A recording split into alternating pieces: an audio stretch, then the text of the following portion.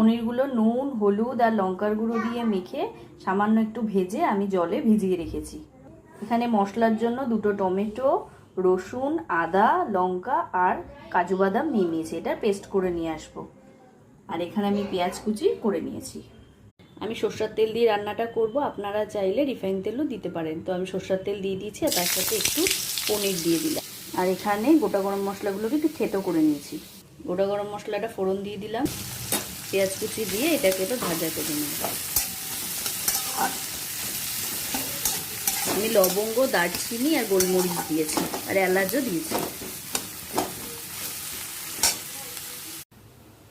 পেঁয়াজটা ভাজা হয়ে গেছে, পেস্টটা দিয়ে দিলাম। এবার আমি নুন, হলুদ, লঙ্কার গুঁড়ো আর সামান্য একটু জিরে গুঁড়ো আর ধনে গুঁড়ো দিয়ে দিলাম।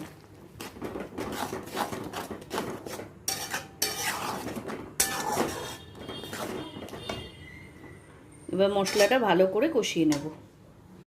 5 মিনিট মতন ভালো করে ঢেকে কষিয়ে নিয়েছি। দেখুন তেল ছেড়ে দিয়েছে,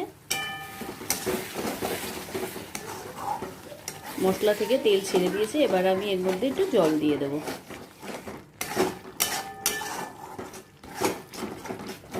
যেমন গ্রেভি রাখা হবে সেই হিসাবে জলটা দিতে হবে।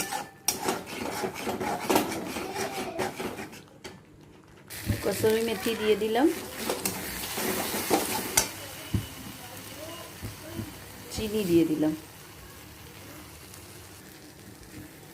একটু জল দিয়ে দিলাম। জলটাকে ভালো করে ফুটিয়ে নেব। জলটা ভালো করে ফুটে গেছে, এবার পনিরগুলো আমি দিয়ে দেবো।